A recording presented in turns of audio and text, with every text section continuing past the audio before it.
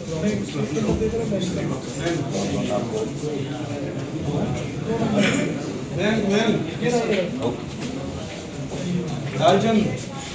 Hapur police ने mobile बरामद किए हैं। कितने मोबाइल बरामद किए हैं? देखिए, ये क्यूआर कोड की पद्धति ये चल रही थी। ये जनपद में काफी दिनों से जो है ये प्रयोग में थी। उसके द्वारा 41 लाख रुपए कीमत के लगभग 180 मोबाइल फोन्स जो है पुलिस ने बरामद किए हैं। लेकिन इसका जो अनुमानित मूल्य है उसके साथ साथ मैं ये बताना चाहूंगा आपको कि मोबाइल आज हमारे जीवन का इतना महत्वपूर्ण अंग बन गया है कि किसी भी व्यक्ति के उसको मोबाइल जाने पर जो उसकी वैल्यू है या जो उसका 5,000, 10,000, 20,000 या महंगा भी हो सकता है, उससे ज्यादा उसको कष्ट ये होता है कि उसके बहुत सारे महत्वपूर्ण नंबर चले गए। लोग अपने बैंक अकाउंट के बारे में डिटेल्स, अपनी रोजमर्रा की पर्सनल डिटेल्स सेव करके रखते हैं और वो मोबाइल दूसरे के हाथ में चला जाता है तो उसकी प्राइवेसी की ब्रीच हो जाती है। तो कहने को तो लगभग ये 180 मोबाइल फोन है 41 लाख रुपए के, लेकिन वास्तव में ये मोबाइल फोन धारक के लिए एक अमूल्य निधि थी, जो हमको बड़ी खुशी है कि हम उनको वापस लौटा पा रहे हैं और उनके जो चेहरे पे मुस्कान दिखाई पड़ रही वही हमारा पुरस्कार है।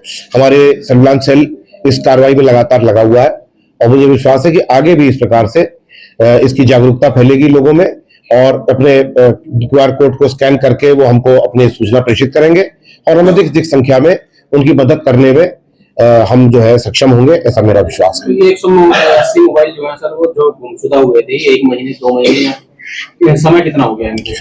देखिए, अभी मैंने आपके सामने जानकारी की तो इसमें कुछ 2022, 2021 के भी मोबाइल हैं जो चले गए थे 3-4 साल। जागरूकता की कमी के कारण या उसमें प्रॉपर इंटरेस्ट न लेने के कारण, ये बहुत से कारण होते हैं जिनकी वजह से वो रुके हुए थे। वो 2022 के भी मोबाइल हैं, कुछ 2025 के मोबाइल हैं। अच्छी बात यह है कि 3-4 साल भी जिनको गुम हुए हो गया था, लेकिन उन्होंने स्कैन करके पिछले 1 महीने, 2 महीने, 3 महीने में स्कैन किया और उसके परिणाम सामने आ गया। ये जो 180 मोबाइल से बरामद हुए हैं, क्या इनमें कोई ऐसा गिरोह भी सामने आया है जो इस तरीके के मोबाइल चोरी करता हो या रखता हो, या कोई ऐसा दुकानदार जहां चोरी के मोबाइल बिकते हैं? ये जो आपने पूछा, ये उस तरह के मोबाइल, देखिए उसको वापस करने का एक अलग प्रावधान है, क्योंकि वो तो माल मुकदमाती हो जाता है और उसमें फिर माननीय न्यायालय से अनुमति लेकर ही दिया जा सकता है। तो ऐसे भी हमारी जानकारी में है कि जो लूट या छिनैती से संबंधित हो, लेकिन उनको यहाँ पर नहीं दिया जा रहा। यहाँ पर तो वही है जो खो गए थे मोबाइल, जो वापस किए जा रहे हैं। मोबाइल खोने से संबंधित सर जनता के लिए कोई संदेश? मेरा कहना यह है कि जो उसको हाथ में कैरी करने की प्रवृत्ति है, भीड़ भाड़ वाली जगहों में कैरी करने की प्रवृत्ति है, हाथ में ले चलने की, उसकी जगह उसको एक सुरक्षित स्थान पर रखें, अपनी जेब में रखें, उसको अनावश्यक रूप से उसको डिस्प्ले ना करें, उसका ध्यान रखें। और जैसे ही ये आपका मोबाइल खोता है, आप जो है उसको निकटस्थ थाने पर जाकर या जहां पर भी सोशल मीडिया पर हमारे क्यूआर कोड्स हैं उसके बारे में आप उसमें जो है उसका चीजें उसको अपलोड करें, डिटेल्स डालें, उसका बिल अपने पास सुरक्षित रखें, उसका डिब्बा जिसपे ईएमआई लिखा रहता है, उसका केस उसको सुरक्षित रखें।